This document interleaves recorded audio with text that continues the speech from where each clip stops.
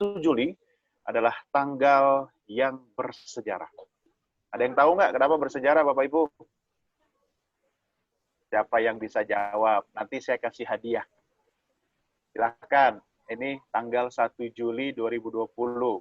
Ada yang tahu kenapa ini disebut tanggal bersejarah? Siapa yang mau jawab? Boleh, nyalakan kameranya, mikrofonnya. Oh, nggak ada. Nggak laku ya pertanyaan saya. Ya udah hadiahnya saya bawa pulang sendiri ya. Iya betul, hari ini 1 Juli 2020 Hari Bayangkara ya. Hari ulang tahun ke-74 Kepolisian Negara Republik Indonesia. Oke, Dirgahayu Polri. Baik Bapak Ibu sekalian, kita akan mulai masuk dalam sesi kita. Ya, hari ini kita akan mengundang narasumber utama kita yang akan berdiskusi dengan Bapak Ibu sekalian. Siapkan pertanyaannya. Jadi format kita hari ini, kita akan talk show ya Bapak Ibu. Kalau misalnya ada pertanyaan yang ingin disampaikan, ya, caranya nanti raise hand ke saya, ya, atau silahkan chat, ya, isi di kolom chat, panggil Bapak Ibu. Jadi kita akan buka diskusi kita tentang semua tema yang sudah kita bahas sejak pertemuan pertama tanggal 22 Juni 2020 yang lalu. Nah, buat Bapak Ibu khususnya pendidik ya atau yang ada di kampus ya, dari Sabang sampai Merauke, teman-teman yang di Tarakan misalnya di Pekanbaru ya, di Halim ya atau mungkin di tempat yang lain silahkan, nanti Pak Kris akan menjawab semua pertanyaan Bapak Ibu sekalian. Oke, akan coba menyapa dulu, mudah-mudahan Pak Kris sudah siap bergabung bersama kita. Ya, dia adalah Pak Kristianto Cahyadi yang hari ini akan menjadi narasumber kita sampai selesai. Hai Pak Kris, apa kabar? Kabar baik, luar biasa. Gimana bro, kabarnya? Luar biasa, mantap. Luar biasa. Sehat terus ya Pak Kris ya? Oke. Pak Kris, ini sebelum kita diskusi dengan Bapak Ibu teman-teman, ya, hari ini kan Pak Kris akan meluangkan waktu untuk menerima semua pertanyaan-pertanyaan ya dari Bapak Ibu terkait dengan tema-tema yang sudah sempat kita diskusikan. Tapi saya mau minta highlight dulu dari Pak Kris. Pak Kris, ini kan hidup kita ini kan sekarang sudah apa ya? Kita sudah menikah dengan internet, kita menikah dengan teknologi. Bahkan gara-gara kita ada engagement dengan teknologi khususnya internet, mengubah kehidupan dan perilaku manusia. Wajar nggak sih Pak Kris dari sisi teknologi dan dari sisi sebagai human being, kan Pak Kris juga manusia kan? Bagaimana memengaruhi kehidupan Pak Kris atau kehidupan umat manusia ini dengan adanya teknologi yang kita gunakan sehari-hari Pak Kris? Ya, yang pertama dan yang terpenting adalah kita perlu menempatkan posisi kita dan teknologi, jangan sampai terbalik. Jadi posisi kita itu harus di atas, ya, harus di atas. Jadi kita yang menggunakan, kita yang mengembangkan, kita yang memanfaatkan perkembangan teknologi.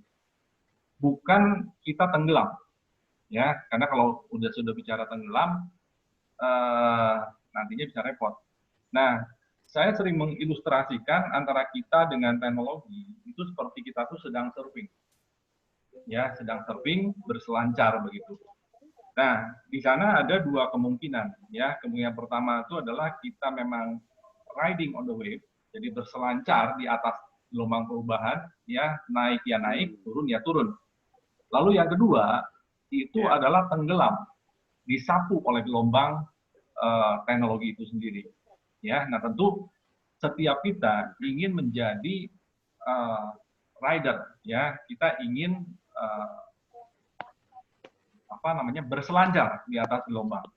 Nah tentu prosesnya adalah kita perlu memahami bagaimana karakter daripada teknologi yang kita gunakan. Ya, karena kalau tidak kenal itu repot. Kita nanti akan habis waktu di sana, hasilnya pun nanti nggak akan maksimal. Nah, maka dari itu, karena di sini juga saya melihat banyak teman-teman dari kalangan pendidik, bahwa pembelajaran sejak dini terkait dengan teknologi itu menjadi hal yang sangat penting untuk era-era saat ini. Ya, jadi berikan satu fondasi yang kokoh terkait dengan apa yang terjadi dewasa ini, apa peran teknologi, dan teknologi ke depan itu akan berkembang seperti apa, sehingga generasi ke depan yang lahir dari rahim sekolah atau kampus tempat kita melayani di sana, itu adalah insan-insan yang memang memahami bagaimana menggunakan, bagaimana mengendarai teknologi, bagaimana mengembangkan. Itu saja, Bro. Oke. Tapi kalau misalnya kita lihat mappingnya nih Pak Kris, posisi Indonesia ya di kawasan, khususnya di ASEAN. Sebenarnya posisi tawar kita dalam hal penguasaan teknologi, khususnya internet dan infrastrukturnya itu dibandingkan negara-negara lain di kawasan ASEAN itu kita di mana sih posisinya Pak? Ya, kalau posisi dari sisi kesiapan infrastruktur dan lain-lain, mungkin saya agak sungkan menyebutnya ya. Nggak enak ya? Agak Kenapa? kurang tega. Kenapa posisinya kurang oke? Agak nggak tega, Pak. Jadi nggak apa-apa lah Pak Kris. Ya, jadi karena kita tuh begini ya, Indonesia itu kan dapat anugerah ya, anugerah negara kepulauan. Itu anugerah, itu blessing. Betul. Karena nggak ada negara di dunia ini yang kepulauan seperti kita, itu nggak ada. Nah, tapi di sisi lain, bagaimana menghubungkan antar pulau ini sehingga terjadi sebuah integrasi komunikasi yang solid. Ini cost-nya tuh nggak murah gitu loh. Cost-nya nggak murah. Kalau kita menggunakan satelit, ya, nah pertanyaannya mungkin nerbangin satelitnya itu nggak terlalu sulit, ya, nerbanginnya. Tapi pertanyaannya adalah yang ada di bumi ini loh, ya, mereka harus pasang VSAT dan sebagainya, itu cost-nya tinggi sekali. Sehingga banyak upaya dari pemerintah hari ini itu melakukan sambungan itu menggunakan fiber optik atau sambungan kabel bawah laut, karena itu yang paling dirasa paling cost efektif. Cuma dengan bentangan sedemikian luas, ya kita bisa ngukur lah ya. Kita narik fiber optik aja dari Sabang sampai Merauke, dari Kupang sampai Tarakan, itu segimana repot gitu loh. Ya, makanya kita hari itu sebetulnya teman-teman yang di lapangan sedang berlomba-lomba dengan waktu. Di satu sisi kebutuhan nggak bisa direm, ya, tapi ketersediaan infrastruktur ini harus dikejar gitu loh. Ya, jadi memang ya seperti itulah. Seperti itu. Gitu. Oke lah, kalau misalnya ambil satu negara Pak Kris, Malaysia atau Vietnam gitu, bisa apple to apple nggak sih kita membandingkannya posisinya dari infrastruktur aja? Dengan dua itu? Atau dengan negara ASEAN yang lain? Iya, betul. Ya, kalau dengan Malaysia, ya jujur ya, Malaysia, Vietnam, kita masih agak tertinggal sih Pak. Ya, cuma nggak beda-beda amat lah. Ya, nggak beda-beda amat, tapi masih di bawah mereka. Gitu.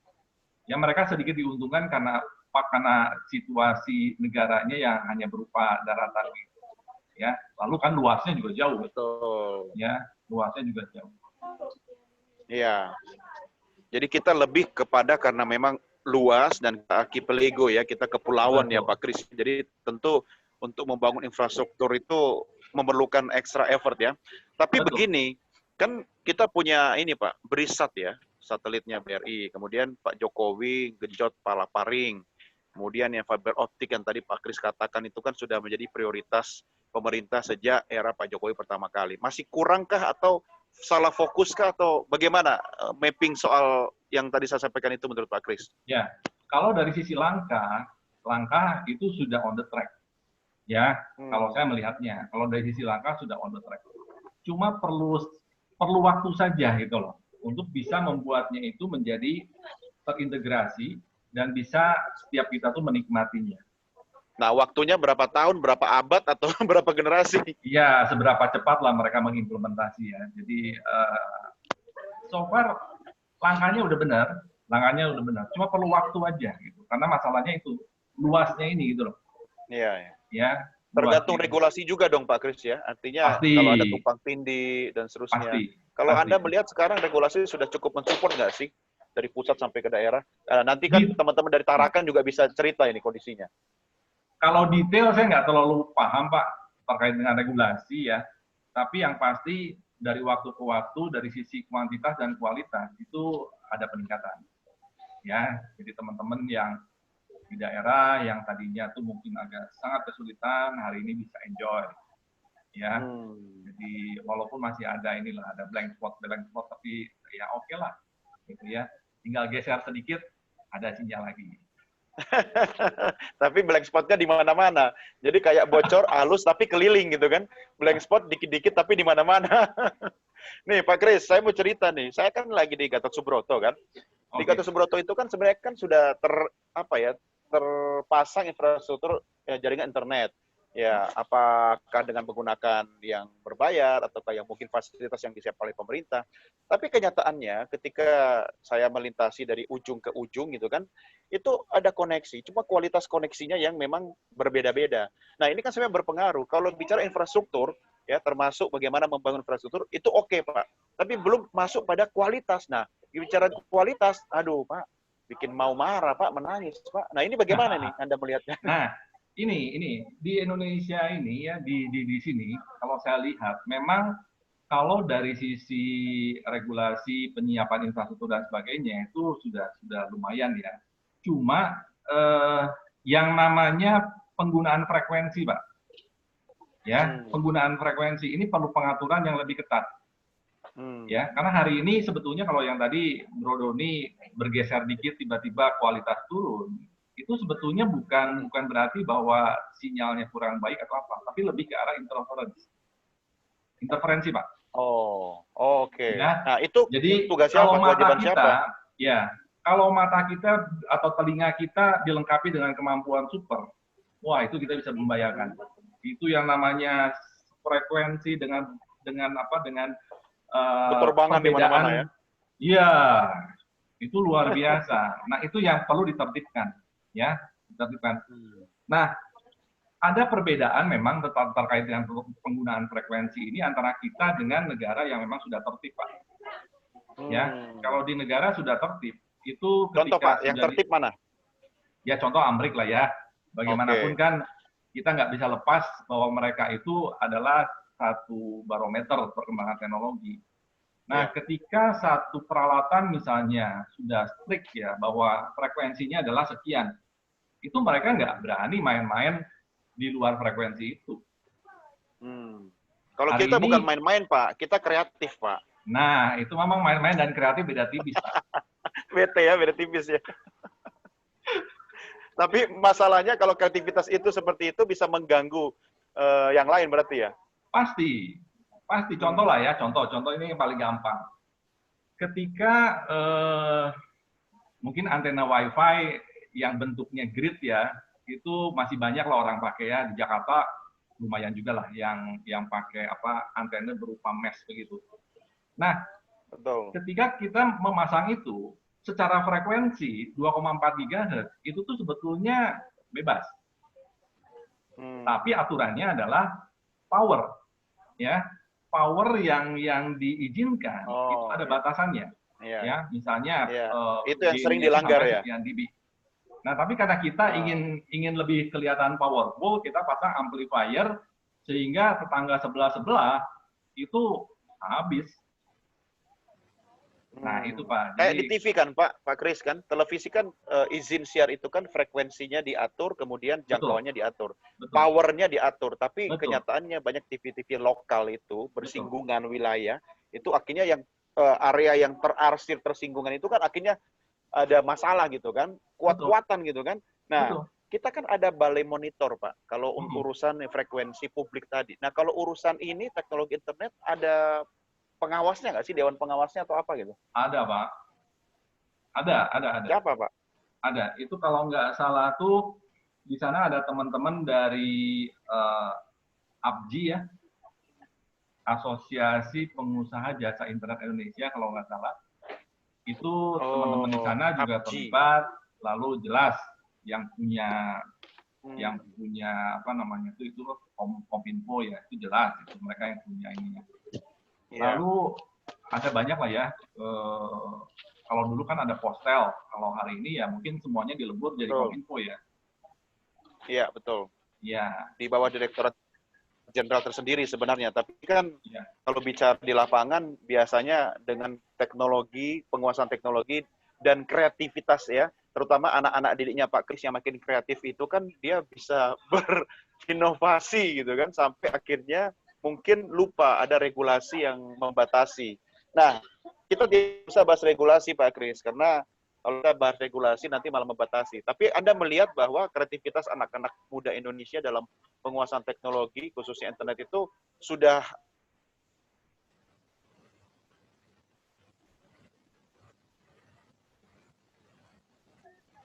Halo Pak Kris? Ya, itu putus suaranya. Ya, sorry, terputus tadi. Kalau kita bahas regulasi tentu tidak akan habis ya waktu kita ya. Tapi kalau misalnya lihat dari sisi kreativitas anak Indonesia seperti apa? Ya, makin kreatif ya, makin enggak apapun. Ya, sorry, barusan suaranya putus nakal lagi, gitu kan. Tapi kalau itu posisi anak-anak muda kita di mana Pak Kris? Dari sisi kreatif suaranya putus-putus. Yang mungkin beda-beda tipis dengan suaranya putus-putus. Oke, sampai di mana tadi Pak Kris? Suaranya putus-putus, Bro. Ya. Suaranya putus-putus. Masih ya, masih. Yang tadi saya katakan juga masih sekarang.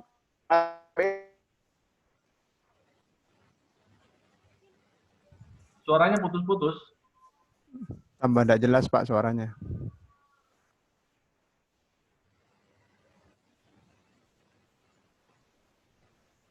Bro Doni.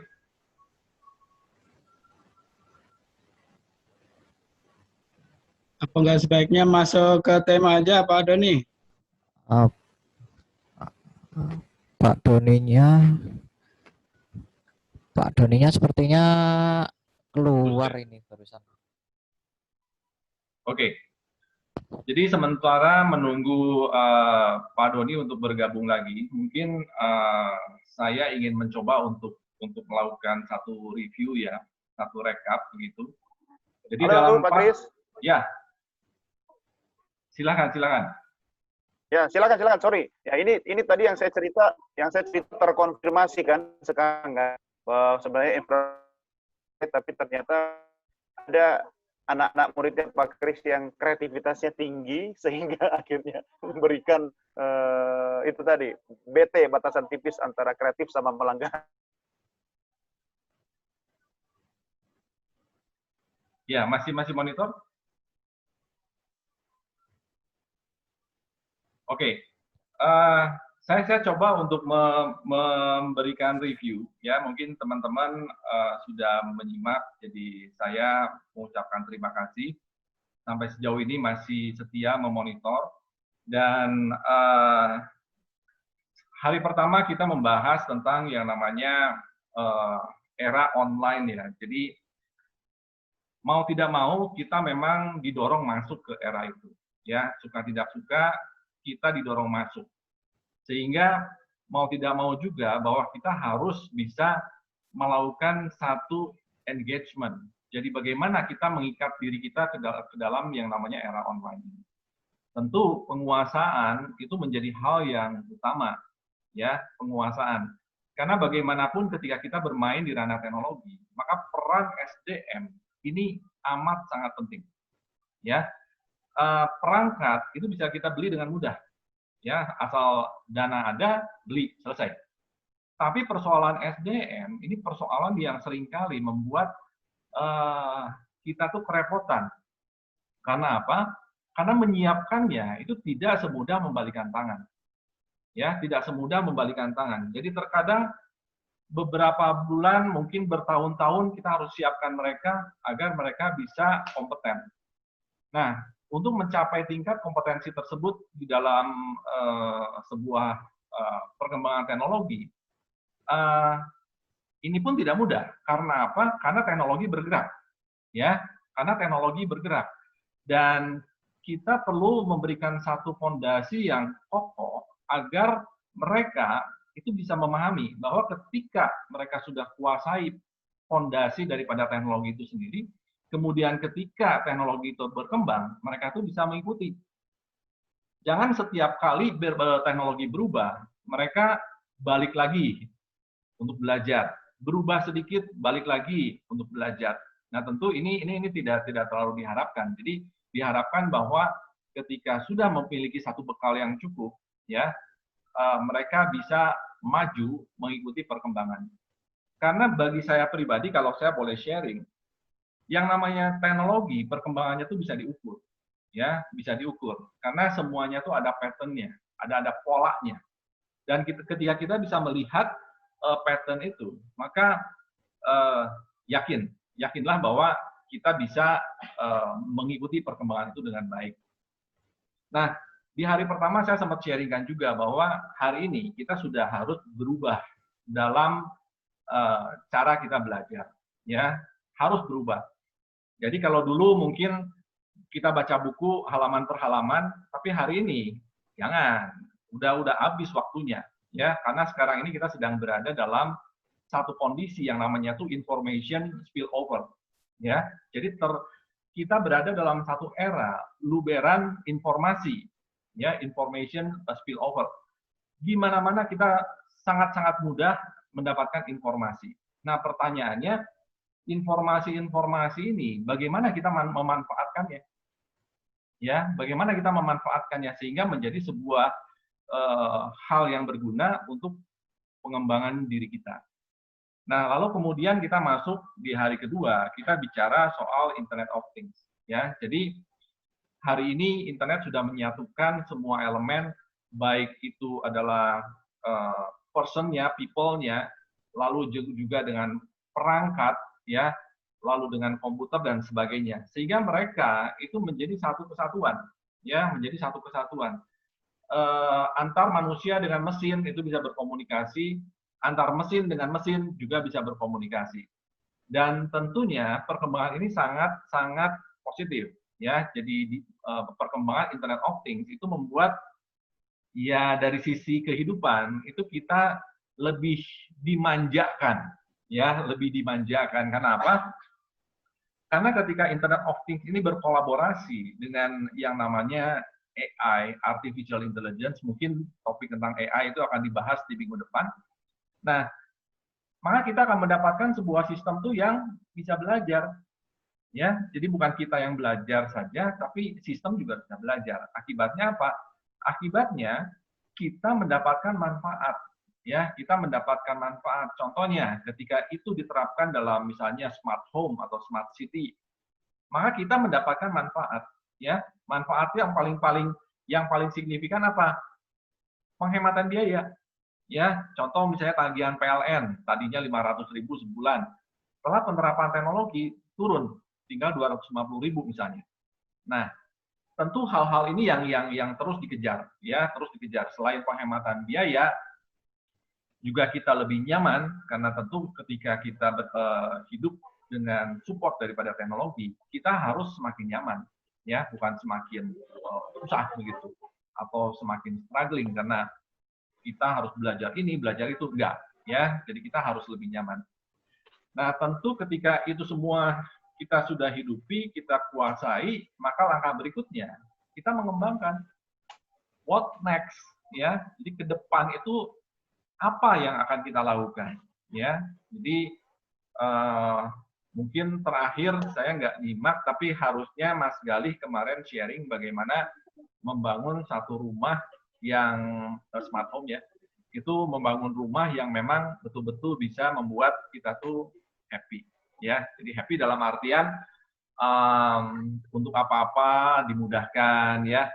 Bahkan ketika misalnya kita pulang kantor, rumah kita tuh sudah nyaman, dingin gitu ya kalau kita pasang AC.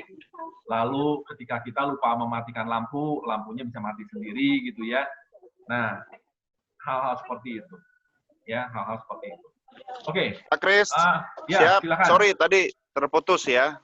Ya, barusan saya coba rekap aja, Bro. Iya, thank you. Ya. Ya, itulah gunanya teknologi sekarang. Tapi ujung-ujungnya kita tetap harus mengandalkan manusia dong, Pak Kris ya. Ya. Karena tetap teknologi itu dikendalikan oleh manusia kan. Saya akan melemparkan dulu kesempatan buat ada Ibu Ya, Fauzia ya silakan. dari KB Pelangi. Sudah raise hand, silakan. Bu Fauzia, boleh dinyalakan.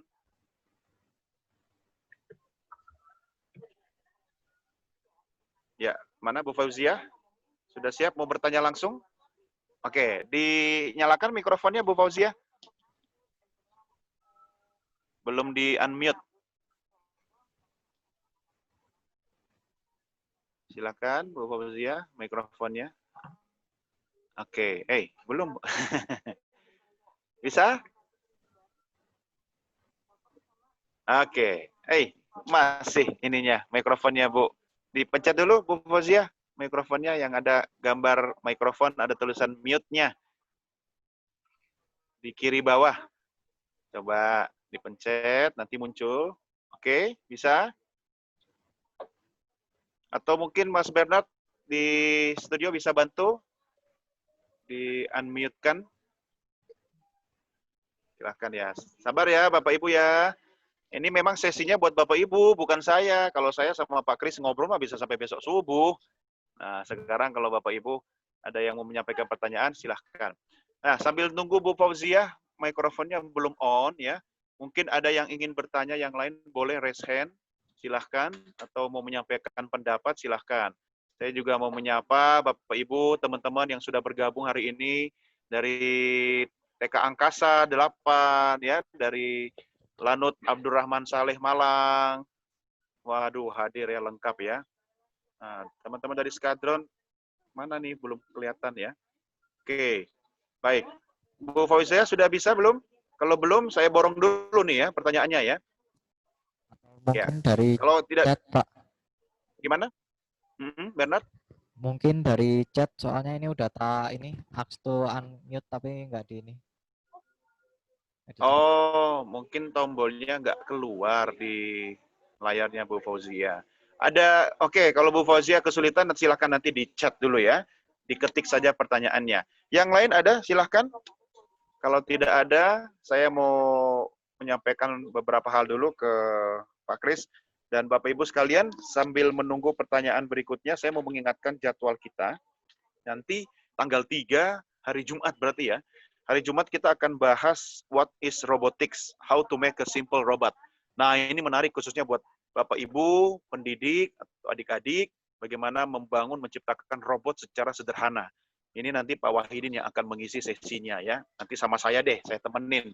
Nah, kalau bicara tentang robot, Pak Kris, ini sempat ngobrol-ngobrol kemarin sama teman-teman, termasuk Bu Juli ya. Di Tiongkok dan di Jepang itu kan ada namanya robot yang sangat mirip dengan manusia ya. Dia sudah istilahnya fisiknya atau casingnya itu merupakan diciptakan sangat sempurna sekali, mirip dengan manusia. Dan saya tidak tahu istilahnya apa. Malah ada yang namanya robot asmara. Mungkin Pak Kris bisa menerjemahkan ini robot asmara ini artinya sudah mulai menggantikan beberapa peran manusia, karena di Jepang sendiri kan tingkat kelahiran sangat rendah. Dan orang Jepang sendiri sebenarnya malas untuk menikah dan berumah tangga. Nah, coba Pak Kris dielaborasi dari sisi teknologi dan budaya kita di Indonesia. Boleh nggak saya impor robot asmara masuk ke Jakarta, Pak? Ya, kalau itu udah menyangkut ini ya, apa namanya, kebijakan dari pemerintah. Kalau dalam sebatas dagangan ya boleh-boleh aja lah harusnya ya. Nah, memang harus diakui bahwa perkembangan robot hari ini itu tidak lagi stagnan. Itu di robot yang 10 tahun lalu kita lihat. Kalau 10 tahun lalu mungkin atau 20 tahun lalu kita lihat, robot itu cukup bergerak. Ya, cukup bergerak. Jadi selama alat itu bisa bergerak, kemudian dia bisa mendeteksi sesuatu, ya sudah, itu adalah robot. Ya, itu adalah robot. Nah, tapi hari ini dalam perkembangannya itu nggak cukup sampai di situ. Ya, nggak cukup sampai di situ.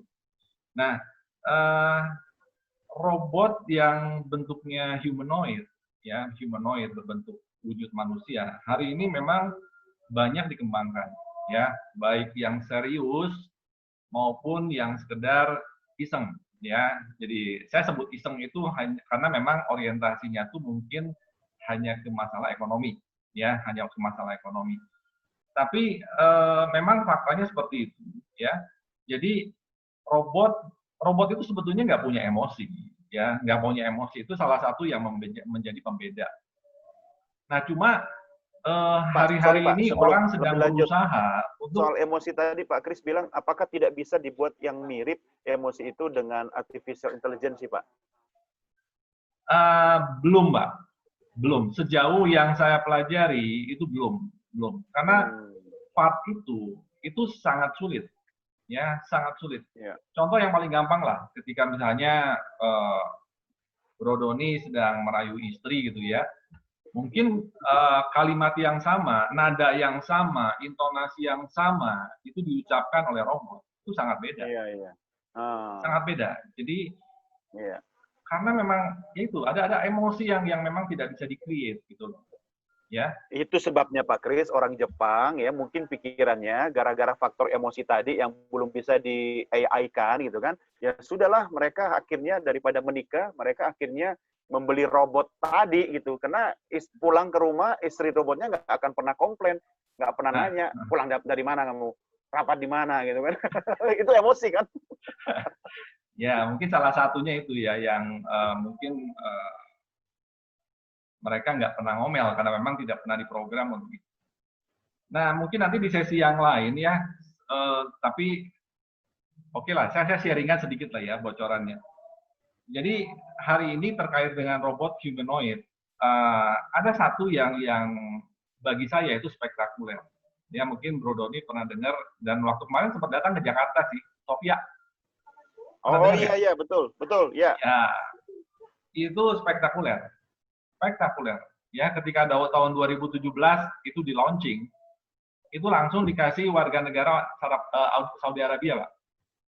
Langsung dikasih citizenship. Dan memang robot, sangat luar biasa. Jadi hari ini setelah kurang lebih 3 tahun, saya lihat lagi kemarin, itu sudah gerakannya sudah jauh lebih halus, ya. Bahkan dalam satu tayangan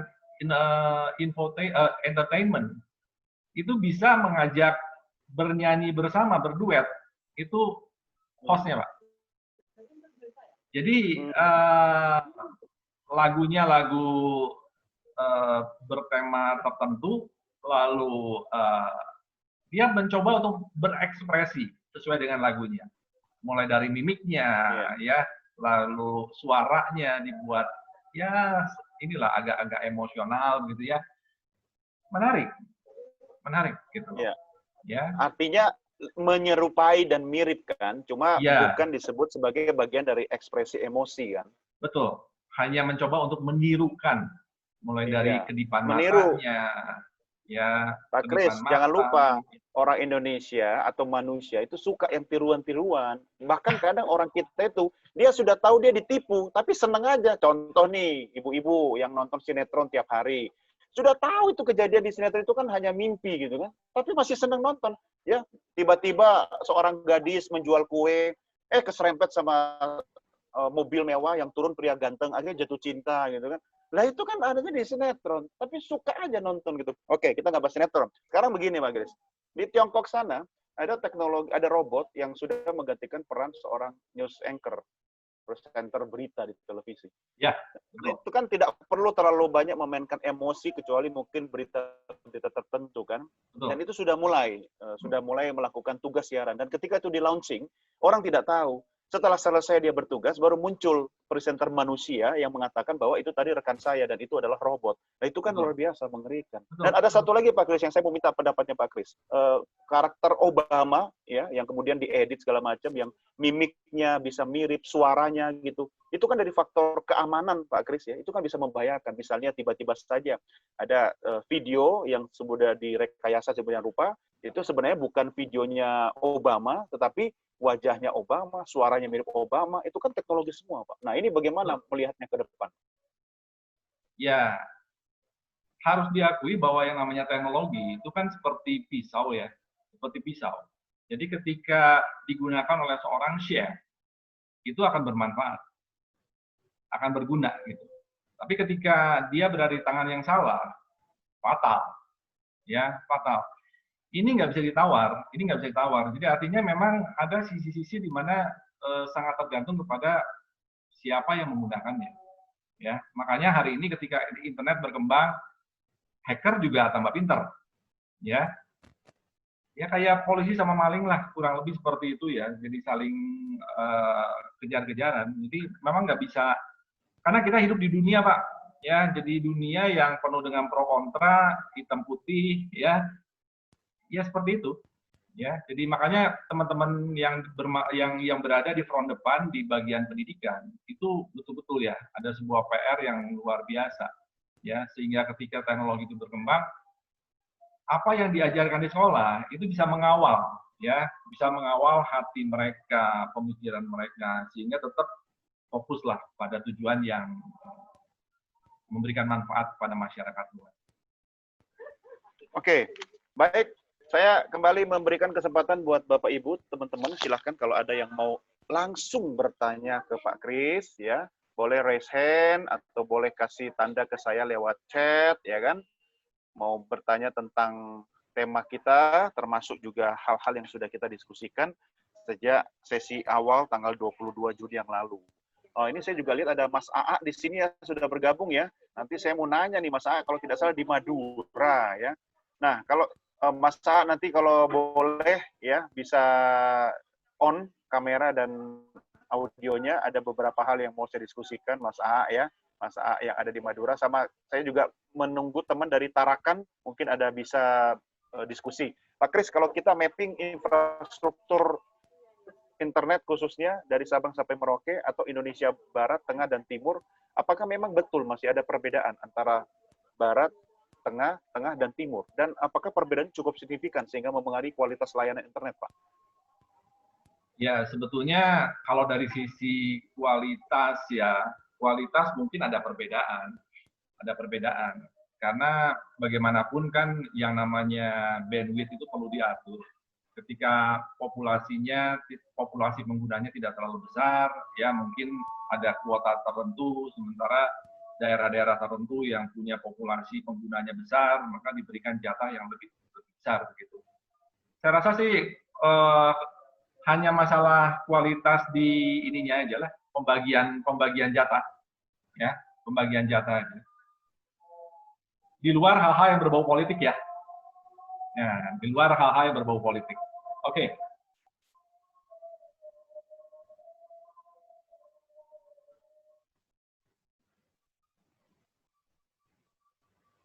Oke, silakan Pak Doni.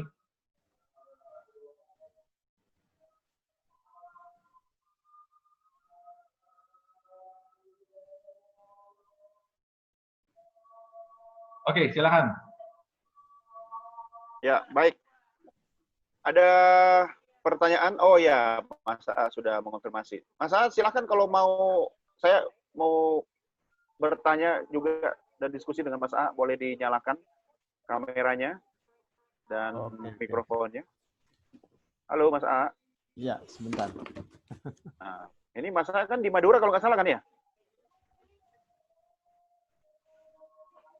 Nah, yang penting Bapak Ibu, kalau kita lagi melakukan kegiatan melalui Zoom misalnya, ya pastikan ya kalau kameranya memang dinyalakan, ya pastikan sudah pakai baju. Yang penting pinggang ke atas ya. Kalau yang tidak tertangkap kamera mah itu nggak apa-apa gitu kan. Saya juga nggak tahu nih Pak Kris di bawah pakai celana pendek atau pakai sarung nih kan. Tergantung kebutuhan. Oke, Mas A, gimana? Sudah bisa? Ya, halo. Halo. Ya, mana Sorry, nih, barusan keputus informasi. Terima telepon. Oh, iya. Mas A kan posisi di Madura ya? Iya. Maduranya di kota mana, Mas? Di Pamekasan. Oh, di Pamekasan. Mas, tadi kan kita diskusi dengan Pak Kris ya, terkait dengan infrastruktur teknologi internet khususnya. Nah, Madura itu kan sebenarnya masuk dalam wilayah Indonesia Barat kan ya? Artinya kalau pemerataan pembangunan termasuk kesiapan infrastruktur internet kita dari barat, tengah, dan timur, mungkin memang masih ada kesenjangan. Coba cerita dong bagaimana kondisi real di Pulau Madura terkait dengan infrastruktur internet kita, Mas. Oke.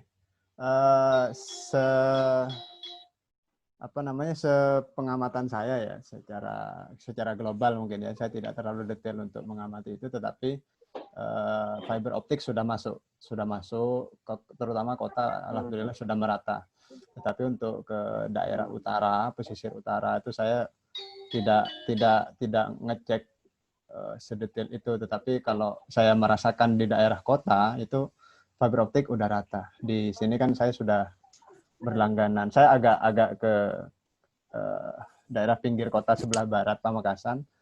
Sudah masuk, terus kualitasnya gimana? Kualitas oke, ya alhamdulillah seperti seperti sekarang dirasakan, mungkin tidak putus-putus ya suara saya ke situ. Lancar. Ya. Nah, kalau dibandingkan misalnya dengan kota besar di Jawa Timur seperti Surabaya misalnya gitu kan, bisa nggak dibuat semacam skema gitu? Oh, kalau di Pamekasan sekarang walaupun dengan infrastruktur sudah oke, tapi mungkin ada hal yang membedakan dengan yang di Surabaya gitu. Bisa nggak? Kayak apa itu? Mungkin perbedaannya hanya di segi kuantitas kali ya. Kalau kualitas mungkin sama saja. Sepertinya begitu pengamatan saya. Kalau kuantitas memang karena itu kota besar ya jauh berbeda. Soal biaya terjangkau ya? Terjangkau ya. Mungkin standar ya, terjangkau. Iya, ya. Dibilang standar dan terjangkau, ini sudah menjadi kebutuhan hidup manusia kan? Setelah makan, minum, pakaian, ternyata yang ketiga itu internet gitu kan? Ya. Coba aja orang bangun tidur yang dicari bukan bajunya, handphonenya. Masa nanti kalau ada yang mau diskusikan dengan Pak Kris, silakan ya. Saya kembali ke Pak Kris dulu ya. Ini teman-teman dari Tarakan sudah hadir. Mas Haryansyah, coba disapa dulu dari Tarakan. Boleh dinyalakan? Ya, halo Pak Doni. Nah, tadi merasa nggak agak-agak gimana sakit kepala saya ngomongin soal Tarakan gitu? Harus disampaikan dong ke wali kota, ya kan? Karena Tarakan ini kan sebenarnya kan kota apa ya? Kota multi lah ya, multikultur lah ya. Jadi di sana itu kan sebenarnya orang dagang ya, orang pegawai negeri iya, buka usaha. Kan nomor satu infrastrukturnya harus oke dulu. Coba disampaikan seperti apa pemetaan infrastruktur internet di Tarakan hingga hari ini. Kan Pak Kris sudah pernah ke sana kan? Ya, tentunya setelah Pak Kris dulu datang, kalau mau dibandingkan dengan yang sekarang, Pak, tentunya banyak sekali kemajuan. Yang pertama, seperti yang sampaikan tadi, fiber optik juga sudah hampir merata, Pak, di Tarakan ini. Swasta atau pemerintah? Ya, kemudian kebetulan juga pemerintah yang sekarang, Pak, seperti yang disampaikan teman di awal-awal meeting ini, bahwa kita sudah mencanangkan memang arahnya ke smart city, ya mulai merangkak ke sana. Jadi salah satu bagian yang sangat diprioritaskan untuk menuju ke sana adalah infrastruktur teknologinya, Pak. Jadi ya alhamdulillah sudah mulai melek teknologi lah istilahnya. Karena apalagi ditambah kondisi yang sekarang ini, Pak, di tengah pandemi seperti ini, pemerintah semakin giat untuk kemudian mengembangkan infrastruktur untuk teknologinya sendiri. Jadi sudah mulai ini, Pak, sudah mulai terasa lah arahnya ke sana gitu. Infrastruktur makin bagus, tapi jangan lupa ya, tagihan internet juga harus dibayar. Betul sekali, Pak Doni. Jangan pakai giliran mau bayar pura-pura lupa kan? Iya. Dan kalau masyarakat di sana, ya, bagaimana Pak? Masyarakat di sana, khususnya di kalangan komunitas kampus perguruan tinggi atau mahasiswa, ya, apakah mereka sudah melek teknologi secara keseluruhan atau hanya sekedar kewajiban untuk menjalankan tugas-tugas yang diberikan oleh kampus itu sendiri? Ya, ini sebenarnya jadi jadi beban moral untuk kampus kami sebenarnya, Pak Doni, Pak Kris. Kalau dilihat secara global lah istilahnya ya, secara keseluruhan, tidak ke kampus tertentu. eh, memang penggunaan teknologi itu Pak untuk di bidang pendidikan masih minim Pak kalau di Tarakan ini. Artinya masih yang konvensional itu masih banyak sekali, makanya kami yang memang basisnya Hanya sekedar akses internet saja sudah ya, masuk betul gitu ya? sekali. Kalaupun menggunakan internet ya untuk browsing, Facebookan seperti itu, tapi untuk hal-hal yang untuk ke dunia pendidikan, kemudian penelitian itu masih jarang sekali ya. Kecuali memang untuk dosen-dosen yang memang kerjanya untuk meneliti, Pak. Nah, karena di sini, Pak, kalau agak susah dong Tridharma perguruan tinggi dijalankan ya? Ya, jadi kalau bisa saya sampaikan, anak-anak di Tarakan ini sebenarnya memang kita punya perhatian khusus karena kebanyakan mereka Pak lebih suka mencari uang daripada belajar. Nah ini yang jadi masalah ini. Nah kenapa? Karena di Tarakan ini Pak kasih tahu Pak, cari uang lewat internet juga bisa. Ya itu. Jadi makanya kami ada beberapa wilayah Pak, daerah-daerah tertentu yang memang kami bina dari sisi teknologinya, yang kemudian ya kita lihat potensi, misalkan tingkat perekonomian bagus gitu ya, artinya cari uang di daerah itu gampang. Nah, akhirnya kita kenalkan teknologi supaya bisa lebih luas lagi. Contoh kasus saja misalkan petani rumput laut, Pak, di Tarakan ini luar biasa. Nah, kami sentuh teknologinya di sana. Kami beberapa, kalau di mahasiswa kami, Pak Kris, kami juga meng-create mereka, misalkan penelitian skripsinya itu bagaimana membuat penjemuran rumput laut otomatis, yang sudah sistemnya sudah arahnya membantu UMKM seperti itu. Kemudian ada lagi kemarin kami bina Pak untuk pembuatan misalkan UMKM pembuat keripik Pak, keripik pisang, keripik tempe, yang masih dikerjakan secara manual, proses mengiris tempe pisangnya itu, nah itu kemudian kita bikinkan semacam perangkat otomatis yang bisa bekerja sendiri. Untuk bisa ya? Udah dibikin, udah jadi? Ya, sudah jalan Pak. Itu sudah lama. Itu namanya teknologi tepat guna, ya kan? Ya, teknologi tepat guna. Kami bekerja sama Pak dengan tim Badan Kreatif dari Telkom Tarakan. Jadi kami bekerja sama dengan mereka, Badan Ekonomi Kreatifnya lah di Telkom Tarakan itu. Kemudian kami yang memfasilitasi pendampingan untuk pembuatan perangkatnya. Di sisi lain, kami juga pendampingan untuk misalnya pendataan keuangan, Pak. Jadi yang awalnya masih mencatat di buku, kemudian kami kenalkan Excel, kami bikinkan aplikasi untuk kemudian bisa dipergunakan dengan baik gitu. Akhirnya kalau awalnya sekarang dulu itu masih susah untuk berapa sih keuntungan saya sebulan, berapa sih keuntungan saya dalam tahun. Nah, dengan aplikasi ini kita harapkan bisa lebih mudah lah gitu. Nah, kemudian saya tambahkan sedikit Pak Doni, kami juga ini pengalaman menarik sebenarnya. Di Tarakan itu Pak ada satu UMKM, ternyata itu tanpa kami sadari itu sudah go internasional. Nah, go internasionalnya itu yang dibuat itu Pak Doni adalah perahu, tapi semacam perahu yacht yang untuk kapal pesiar itu, tapi dalam ukuran kecil. Nah, ternyata peminatnya itu Pak itu sudah sampai luar negeri.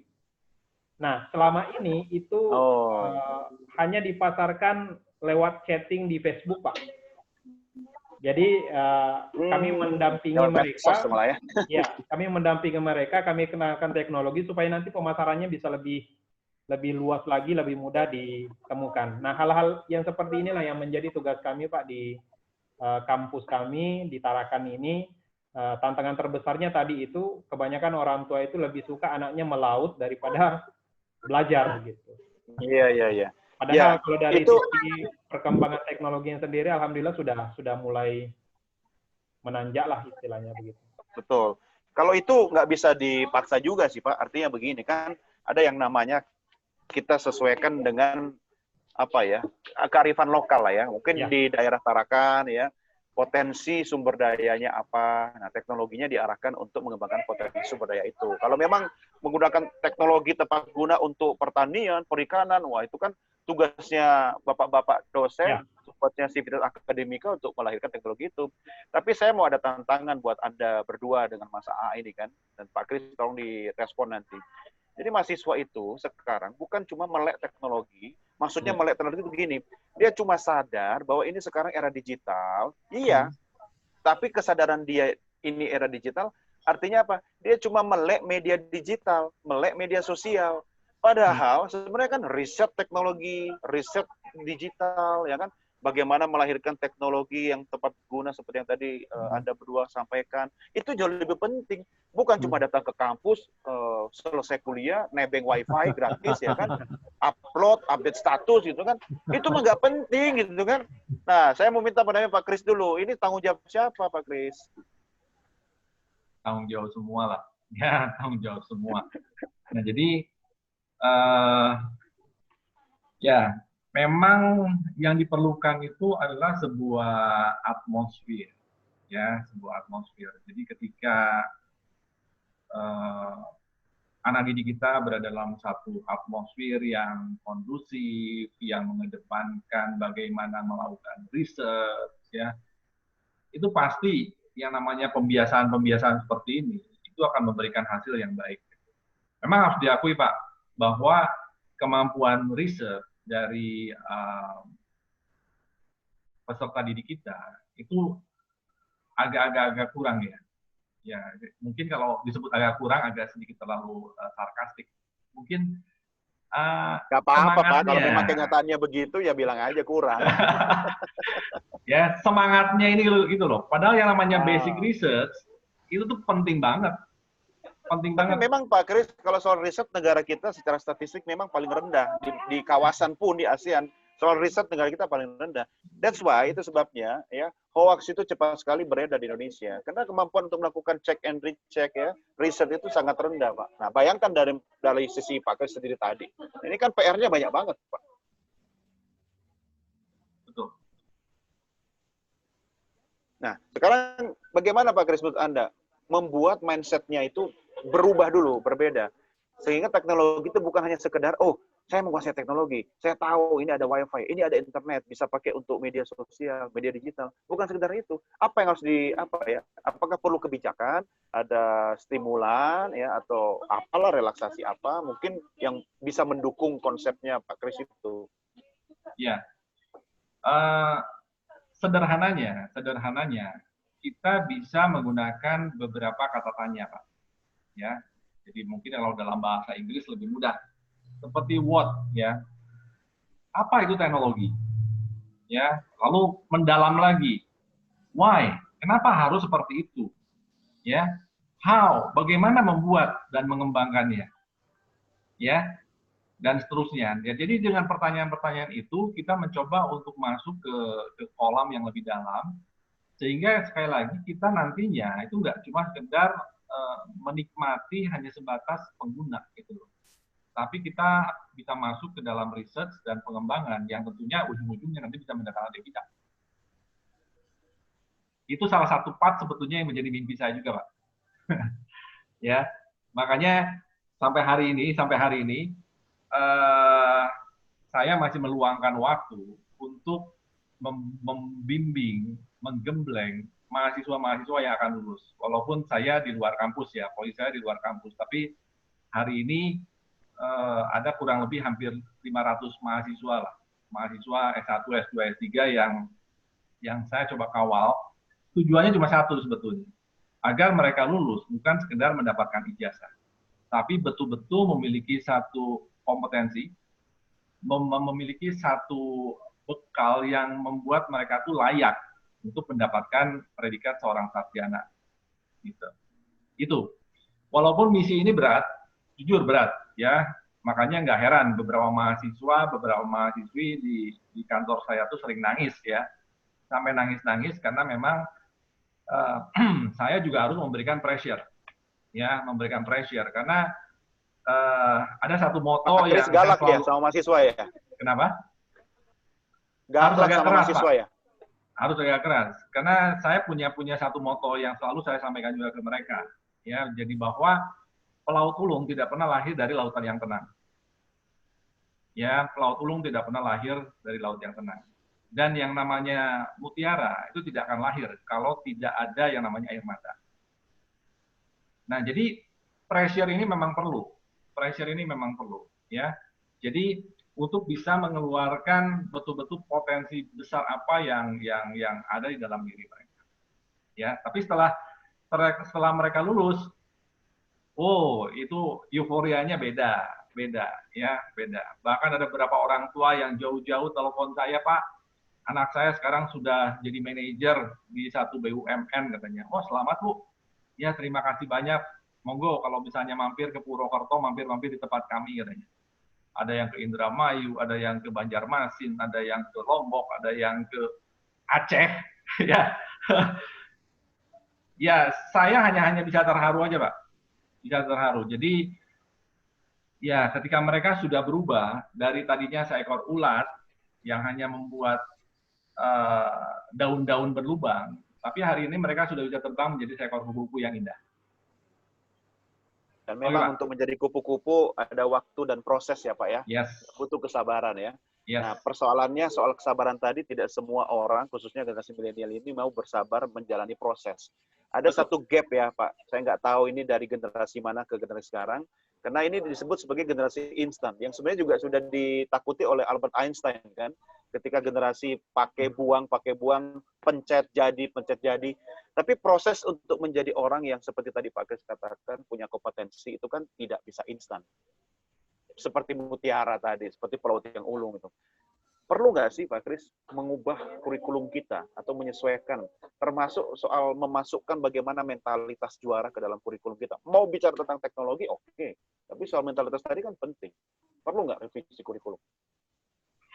Ya, yang pasti kurikulum itu harus adaptif. Harus adaptif.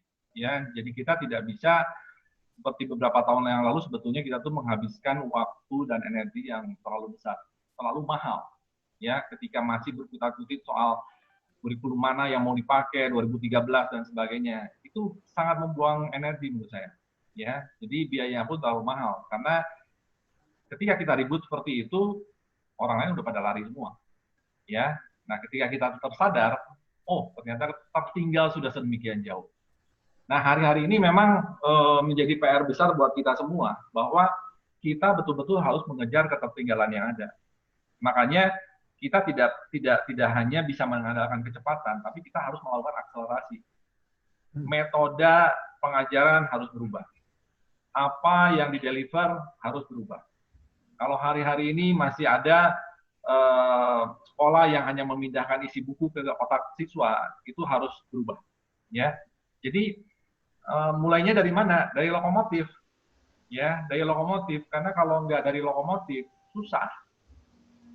Jadi makanya melalui kesempatan ini saya juga mengajak teman-teman yang ada di front depan, ayo, ya, membuat sebuah breakthrough, membuat sebuah terobosan, karena kita punya satu misi, itu menghantarkan generasi yang dipercayakan ke kita hari ini untuk berhasil menjadi seorang pemenang itu di masa depannya. Ya, betul. Tapi saya percaya ya Pak Kris, kalau ngelihat anak-anak didik itu selesai ya menjalani proses itu priceless lah ya, happy-nya itu ya, rasa bangganya ya, tidak bisa dilukiskan dengan kata-kata. Tapi mungkin bisa dilukiskan dengan melahirkan teknologi ya. Oke, tadi Bu Fauzia gimana Bu Fauzia, sudah ready? Saya cek lagi, tadi sudah menyapa saya, tapi mudah-mudahan Bu Fauzia sudah bisa aktif suara dan gambarnya, ya. Mana Bu Fauzia? Bu Fauzia dari KB Pelangi. Wah, sepertinya Bu Fauzia lagi ngambil ngambil makanan di dapur ya. Oke, Pak Wahidin bersama kita pada sore hari ini. Kalau berkenan Pak Wahidin, saya juga mau ajak diskusi sedikit. Walaupun sesinya Pak Wahidin nanti hari Jumat juga ada ya tentang bikin robot simple. Halo Pak Wahidin. Ya, tadi ada rapat di UI tadi online ya, nggak bisa ikut nih. Saya miss bagian penjelasannya ini. Ini judul talknya tadi apa ya? Nggak Tapi apa-apa, kelihatannya Pak. Diskusinya tentang robot sudah nih. Ya, kita bicara robot, infrastruktur. Nah, tadi juga saya ada lempar satu kasus begini. Nah, saya minta pendapatnya Pak Wahidin sebagai pendidik senior nih ya. Mahasiswa ini kan dibilang melek teknologi ini kan Cuma kalau dianggap paham tentang media digital, media sosial gitu kan, ada wifi di kampus gitu kan, dan seterusnya. Nah, ini bukan soal itu, Pak. Bagaimana riset teknologi itu dilakukan dengan memanfaatkan infrastruktur yang ada, ya kan? Bagaimana melahirkan teknologi tepat guna, ya kan? Nah, apakah perlu stimulasi khusus, mulai dari regulasi atau kebijakan di bidang kurikulum, atau pendidiknya sendiri mungkin, Pak, yang harus distimulan gitu? Pak Wahidin, komentarnya gimana? Ya, kalau menurut saya sih pemerintah sudah berusaha keras ya dari berbagai sisi ya. Dari regulasi sudah lengkap itu. Tadi baru saja didiskusikan bagaimana apa definisi dari skripsi untuk S1, tesis untuk S2, terus untuk apa disertasi untuk S3 gitu ya. Sampai batas apa perbedaannya itu. Itu sudah jelas sebetulnya, tapi tetap aja dalam pelaksanaannya selalu berbeda gitu. Nah, semua itu sebetulnya tergantung dari proses pendidikannya sendiri. Kalau pendidikannya kita tidak berubah, masih seperti zaman Belanda, di mana dosennya itu maha kuasa gitu ya.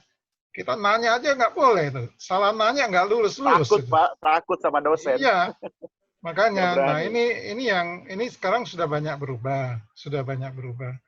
Jadi dalam perkuliahan itu kita selalu mengajak diskusi, walaupun ya dari ya mahasiswanya sering-sering ya mungkin karena bosen juga dengerin ocehan dari dosennya selama 1-2 jam gitu ya, ngantuk juga dan sebagainya. Jadi memang cara mendidik itu sudah berbeda gitu, dimana sekarang itu sebetulnya harus diusahakan si mahasiswanya yang aktif mencari ilmu, sedangkan dosennya hanya memberi guide atau bimbingan arah mana dia harus menempuh pendidikannya, bagaimana dia mencari informasi-informasi yang mendukung bidang ilmu yang dia pelajari. Gitu. Nah dari situ kita harapkan akan muncul penambahan pengetahuan di dalam diri si mahasiswa, sehingga dengan gabungan dari berbagai macam informasi pengetahuan yang dia pelajari itu muncullah kreativitas. Tapi lingkungannya gitu ya. Penting loh Pak, artinya lingkungannya mampu membangkitkan hal-hal yang tadi Pak Wahidin sampaikan. Kalau misalnya lingkungan dia belajar, lingkungan dia tinggal, infrastruktur sudah oke, tapi environment-nya tidak mendukung, ya artinya ya sama juga Pak, datang-datang ke kampus rajin cuma mau pakai wifi gratis kan. Ya, saya setuju sekali. Saya setuju sekali. Itu yang kita selalu sebut membangkitkan suasana akademis di dalam kampus itu kan sangat penting. Saya pernah datang ke salah satu kampus, begitu datang, saya lihat semua mahasiswa itu bercanda, merokok, asap mengepul di mana-mana. Walah, ini gimana mau belajar? Itu ada kampus juga sama juga dengan kampus yang dekat UI itu juga ada minimum 3 kampus saya lihat di situ seperti itu. Ada kampus yang bagus, dilarang merokok dalam kampus. Kalau mau merokok keluar dari daerah kampus. Sehingga bagi mahasiswa itu menjadi suatu pendidikan etika gitu ya. Bisa menghargai orang lain sesama mahasiswa maupun dosennya gitu. Ada juga Pak yang kampus bikin aturan boleh merokok tapi asapnya jangan dibuang, ditelan. Dihisap semua ya. Dihisap semua termasuk rokok-rokoknya. Ya. Iya, tanggung jawab. Oke Pak Wahidin, saya berikan dulu kesempatan kepada Bapak Ibu teman-teman.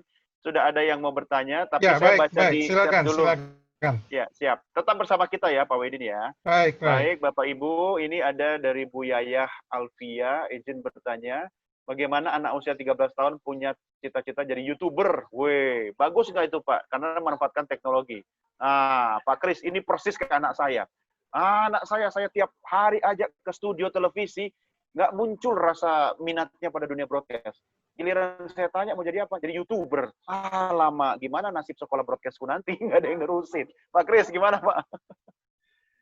Ya, memang kalau 13 tahun itu tuh masa-masa pencarian jati diri ya, pencarian jati diri. Jadi ketika mereka melihat sekitar ada hal yang menarik, baik dari sisi eksistensi, dari sisi follower, dari sisi likers, dari sisi ekonomi, ya, karena mungkin dengar teman-temannya juga bisa mendatangkan monetisasi ya di pendapatan begitu. Gara-gara nonton Atta Halilintar itu. Nah, bisa jadi ya. Jadi ketika ada trigger-trigger seperti itu, ya mulai bergeser. Idealismenya tuh mulai bergeser. Bahwa faktanya hari ini saya mau ganti handphone, faktanya hari ini itu saya butuh pulsa. Itu fakta. Itu fakta. Ya, jadi ketika ada fakta-fakta seperti itu, ada dorongan-dorongan ini ingin mengungkapkan jati diri supaya diketahui oleh dunia, maka mau nggak mau pasti atau petanya kita sudah tahu lah ya dari statistik berapa banyak sih sebetulnya usia-usia remaja seperti itu yang terdorong masuk ke dalam popularitas daripada YouTube. Itu kan persentasenya lumayan tinggi. Tapi ya, tidak salah kan dan tidak perlu dilarang kan, itu juga bagus kan? Ya, selama bisa diarahkan, ya itu kan sebetulnya apa bedanya dengan kalau dulu waktu kita SMP ada pelajaran kesenian, ya ada seni tari, seni suara dan sebagainya. Nah, mungkin hari ini perlu ada satu yang namanya seni broadcasting, Bang. Ya, seni broadcasting. Jadi artinya apa bedanya itu sebetulnya seni peran ya. Seni peran cuma ada message yang di-deliver gitu loh. Ya, kalau mendapatkan popularitas, mendapatkan ekonomi, ya itu bonus lah. Bonus ya. Tinggal mengarahkan aja. Tapi yang penting tetap skill-nya kan. Betul. Ya, betul. Jadi tapi tetap harus diarahkan. Karena kalau enggak, ya repot juga nanti. Kayak ya, dulu gini, Pak, saya ingat waktu saya sekolah menengah ya, SMA, itu ada pelajaran wajib. Ya, walaupun saya jurusannya biologi, tapi wajib pelajaran mengetik 10 jari. Akhirnya saya bisa jadi 11 jari. Bukan 10, 11 jari. Terus ada ini PKK, ya kan? Pembinaan kesejahteraan keluarga. Jadi menjahit gitu kan. Hal-hal yang sebenarnya mungkin menurut saya waktu itu, lah ini kan konsumsi kaum hawa gitu kan. Tapi ternyata itu bermanfaat setelah berumah tangga gitu kan. Artinya kan tugas lah antara suami dan istri, dan itu bermanfaat. Artinya gini, ada hal-hal yang memang penguasaan teknologi, ada hal yang itu skill yang bisa didapatkan bukan di tempat pendidikan formal. Nah, Pak Kris punya ide nggak bagaimana menjembatani antara apa yang mahasiswa dapat di perguruan tinggi dari sisi pendidikan formal, tapi skill yang harus dimiliki di luar itu tetap bisa inline dengan apa yang mereka dapatkan di kampus gitu. Tinggal dibuat salurannya aja, Pak. Ya, tinggal dibuat salurannya, tinggal dibuat dapurnya, supaya mereka itu bisa memaksimalkan dan mengasah apa yang mereka punya sebetulnya. Nah, bagi saya sendiri ya, di era-era hari ini, soft skill seperti bicara, ya, lalu kemudian menulis, ini menjadi bagian yang harus ada di setiap pemain, terlebih pemain teknologi. Karena banyak kesan orang-orang yang bermain teknologi itu agak nerd, Pak ya. Jadi mereka punya guanya sendiri, mereka punya dunianya sendiri. Nah, tapi hari ini ya nggak boleh terjadi, ya nggak boleh terjadi. Jadi soft skill terkait dengan kemampuan bicara, kemudian leadership, lalu kemudian kemampuan menuliskan ide-ide yang mereka punya sehingga bisa di-sharingkan, itu sangat penting. Sangat penting, ya. Jadi itu perlu diasah jelas, ya. Nah, ini ruang-ruang yang memang perlu diberikan juga oleh yang namanya institusi pendidikan. Oke, baik. Sudah ada Pak Paimin yang mau sharing. Pak Paimin, silakan. Ya, siap. Pak Paimin di mana Pak posisi? Ya, assalamualaikum warahmatullahi wabarakatuh. Salam. Saya di Pak, Jakarta atau di mana Pak? Ya, betul, Pak Paimin, SMP Angkasa Halim Perdana Kusuma, Pak. Wih, mantap. Halim, dekat sini Pak. Iya. Silakan Pak Paimin. Ya, sebetulnya saya awam sekali dengan teknologi, apalagi yang berkaitan dengan perkembangan teknologi sekarang ini ya. Begini Pak, dewasa ini terutama anak-anak tingkat SMP ini kan penguasaan teknologi atau IT ini kan bahkan jauh lebih pesat daripada gurunya, khususnya saya gitu ya. Di sini betul ya. Nah, kami sebagai guru, sebagai pendidik tentu punya tanggung jawab. Bahkan sebagai pendidik tentu kita harus mendidik, mengajarkan karakter ya, ataupun moral gitu. Sementara perkembangan teknologi ini kelihatannya agak jauh banget dari ini ya, agak jauh banget dari perkembangan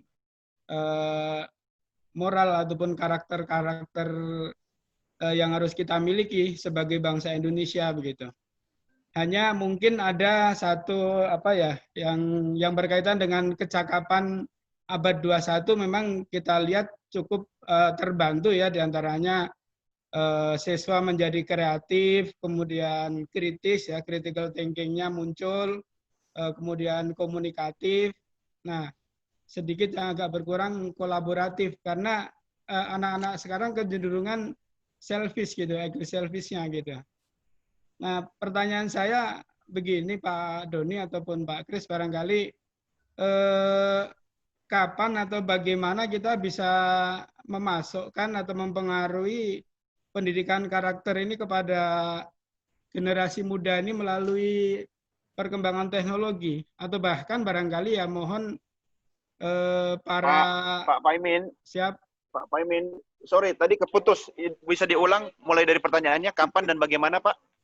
Ya, tugas kita ini tentu mengembangkan sebagai pendidik kan, mengembangkan karakter kebangsaan ya. Iya. Yaitu misalnya. Mulai terputus pas Bapak nanya kapan dan bagaimananya Pak. Bisa dilanjutkan dari situ Pak.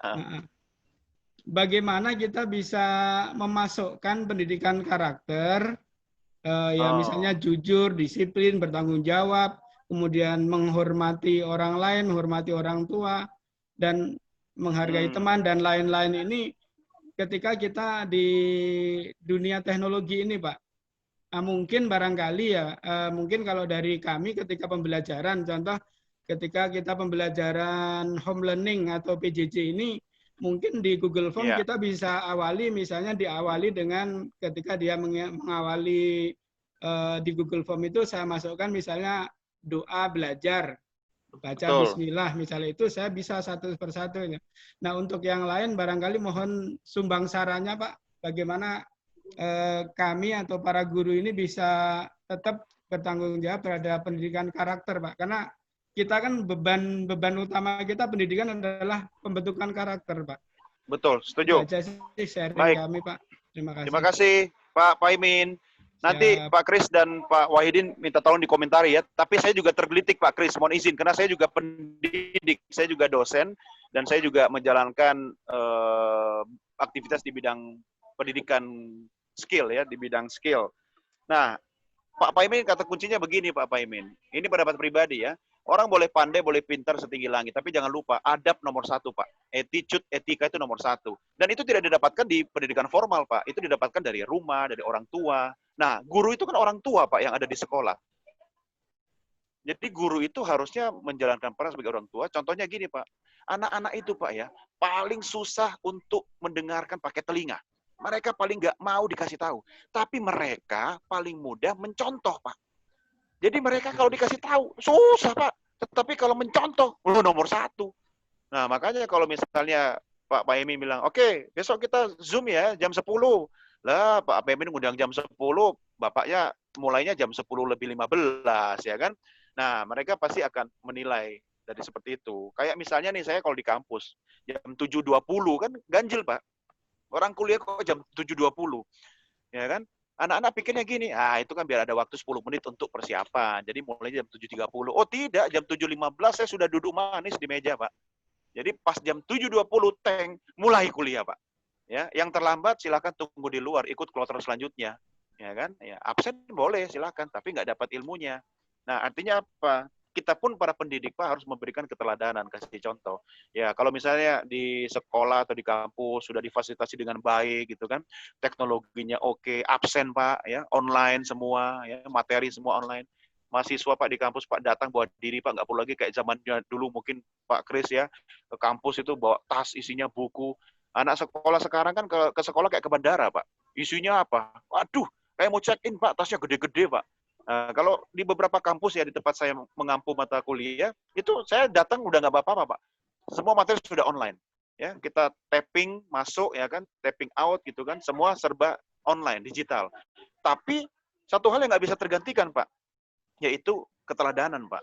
Makanya saya sangat setuju dengan pendapat para senior-senior kita bahwa adab di atas ilmu. Orang boleh pandai setinggi langit, tapi dia harus punya attitude, etika. Nah, sayangnya, Pak, nah, itu yang Bung Karno katakan ya, nation and character building itu, kita lemah di situ, Pak.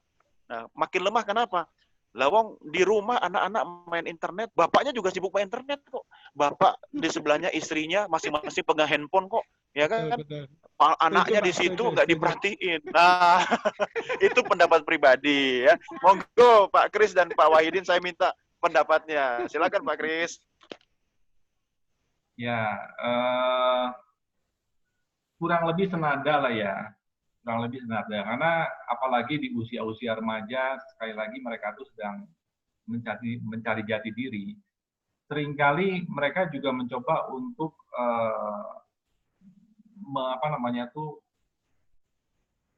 saya butuh figur ya, saya butuh sosok gitu loh. Di mana saya bisa mendapatkan sosok itu? Ada yang mencari ketemunya artis, ya kan? Lalu ada YouTuber begitu. Nah, jadi mereka menjadi hero-nya. Ya, mereka menjadi hero-nya. Nah, diharapkan bahwa di rumah itu ya orang tuanya harus hadir. Orang tua harus hadir. Di sekolah guru harus hadir. Jadi bukan secara fisik ya, tapi juga ada sebuah ikatan emosi. Ini penting ya, ini penting. Dan saya ngalami nggak permasalahan itu? Ngalami ya, karena kebetulan anak saya yang paling kecil kan generasi alpha ya. Jadi artinya sejak dalam kandungan itu sudah tahu internet. Jadi treatmentnya itu beda sama kakak-kakaknya, ya sangat beda. Jadi apa yang kami terapkan untuk anak yang besar hari ini dengan cara yang sama nggak bisa. Cara komunikasi pun sudah sangat beda gitu loh. Makanya orang tua yang artinya yang seusia saya yang masih punya anak remaja, ini sebuah tantangan tersendiri. Ya, tantangan tersendiri. Karena apa? Karena kami sebagai orang tua itu harus bisa menjadi teman dengan pemikiran sebagaimana anak kami ini berpikir. Ya, dan betul, anak-anak sekarang itu nggak mau digurui. Ya, dengan 1-2 kalimat saja maksudnya baik, itu sudah langsung pasang benteng. Ya, pasang benteng. Tapi ketika pesan yang sama disampaikan oleh teman-teman sebaya atau disampaikan oleh hero atau idolanya, oh, manut mereka. Nurut sekali. Ya, jadi terkait dengan karakter, mungkin yang bisa saya sampaikan adalah kita coba menjadi hero, menjadi idola mereka, lalu kemudian kita juga hadir. Apalagi ketika mereka sedang dalam masa-masa kosong, masa-masa mencari jati diri, kita hadir. Maka ketika kita hadir, maka pesan-pesan yang dideliver itu lebih mengena. Ya, lebih mengena. Itu saja, mungkin Pak Wahidin mau menambahkan, Pak. Nah, silakan Pak Wahidin sebagai pendidik senior.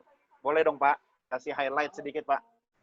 Saya kira cukup jelas nih Pak Kris nih, memang pendidik tulen. Setuju semua Pak Kris. Saya kira cukup jelas lah. Terima kasih. Baik, terima kasih Pak Kris, luar biasa ya, luar biasa. Makasih banyak. Ini mudah-mudahan bisa lah sama-sama ya. Terima kasih. Oke, sebelum saya minta Pak Kris mungkin kasih closing statement, saya mau minta Pak Wahidin dulu kasih bocoran Pak untuk hari Jumat besok, sedikit saja Pak. Apa yang mau kita diskusikan soal robotik, ya, how to make a simple robot. Ya, pada dasarnya saya menjelaskan robot itu apa, kemudian memberikan contoh membuat robot itu sangat sederhana. Dan kalau kita memikirkan robot yang canggih-canggih, ya memang harus ada tambahan-tambahan yang harus kita persiapkan, terus belajar dan terus belajar. Begitu saja, Pak. Terima kasih. Oke, siap, Pak Wahidin. Sampai ketemu hari Jumat, Pak Wahidin ya. Ya, siap Pak. Pak Thank Tony. you, Pak. Baik, Pak Kris, tolong kasih highlight sedikit sebelum kita berpisah, Pak. Oke. Jadi hari ini kita banyak bicara soal isu pendidikan ya, karena bagaimanapun pendidikan ini menjadi satu bagian yang tidak lepas dalam hidup kita dan juga menjadi bagian yang sangat penting, apalagi ketika kita berhubungan dengan anak-anak kita, berhubungan dengan anak didik kita, ini menjadi satu isu yang penting. Nah, terlepas dari itu, maka ketika kita berada dalam satu dunia yang semuanya terhubung dengan teknologi, tentu kita juga perlu mendapatkan, memberikan atau membuat satu pendekatan yang berbeda. Ya, jadi kita sebagai orang tua, kita sebagai pendidik, ya jangan gaptek lah. Ya, jadi kalau misalnya ada perkembangan ini itu, ya ikuti. Ya, makanya memang betul yang namanya belajar itu seumur hidup. Ya, jadi semangat ini harus ada juga pada setiap kita. Bukan berarti karena kita sudah senior, kemudian ya sudah berarti masa belajarnya sudah selesai. Enggak seperti itu. Ya, jadi setiap waktu, setiap kesempatan, setiap ada perubahan, kita harus mempelajari itu. Dan dengan cara itu, maka kita bisa mengawal anak-anak kita, bisa mengawal peserta didik kita. Karena tanpa itu, ya kita kehilangan mereka. Ya. Nah, lalu kemudian kita harus bisa memanfaatkan sebesar-besarnya perkembangan teknologi yang ada. Karena teknologi hadir itu untuk memberikan akselerasi bagi sebuah kemajuan. Ya, teknologi sekali lagi hadir menjadi sebuah akselerator bagi sebuah kemajuan, termasuk dalam hal pembelajaran. Ya, jadi hari ini kalau misalnya ada yang bisa melakukan akselerasi pembelajaran dengan teknologi, itu saya sangat support. Ya, karena bagi saya teknologi memang harus menjadi kendaraan. Jadi kalau dulu pembelajaran satu mata pelajaran perlu waktu misalnya 6 bulan, hari ini dengan kemajuan, ya baik dari sisi teknologi maupun dari sisi bagaimana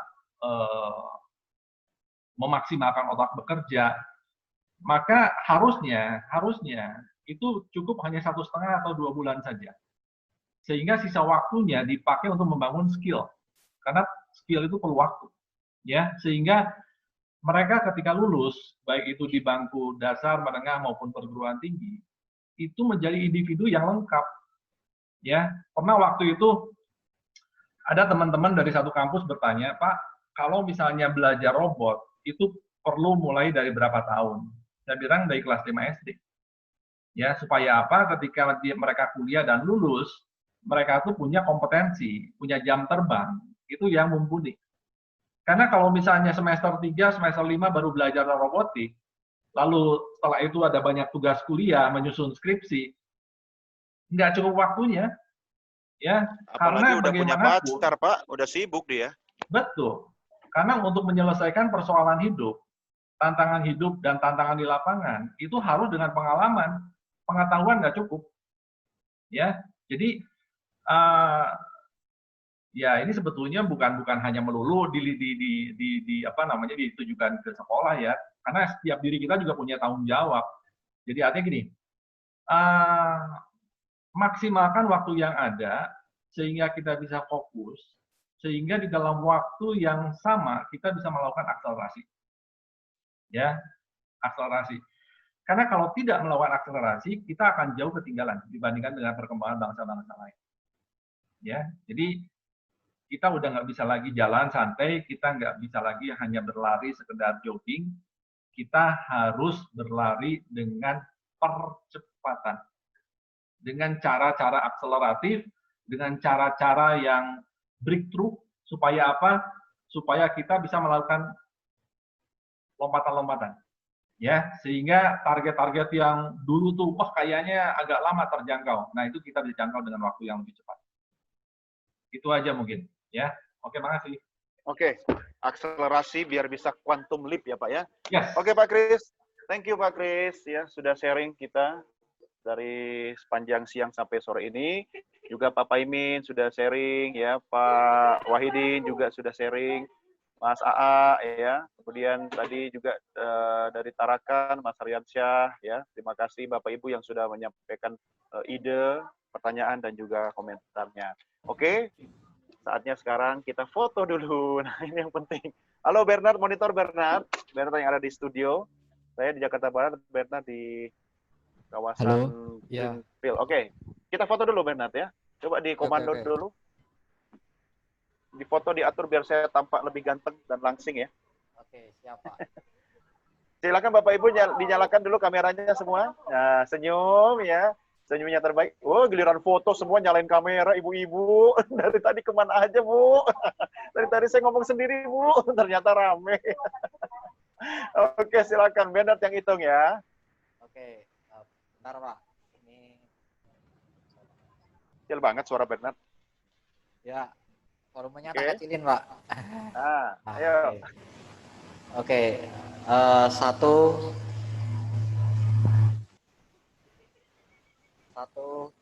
2, 3. Halaman pertama.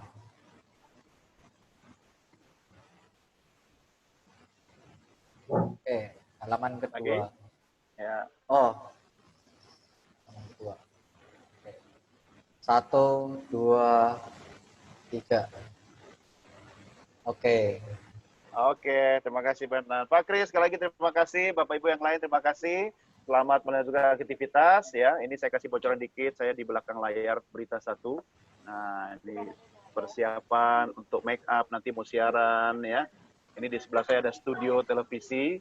Ya, dimanapun kita berada kita sudah bisa terkoneksi ya. Bahkan yang satu di mana ya, Pak Wahidin lagi di mana, Pak Kris lagi di Bandung gitu kan. Ketemunya dalam satu layar ini. Oke, terima kasih semua Bapak Ibu. Terima kasih Pak Doni. Terima kasih semuanya. Hari Jumat ya. Terima kasih. Selamat sore. Saya lihat Pak Rudi Mulyadi ada juga ya. Apa kabar Pak Rudi? Bye.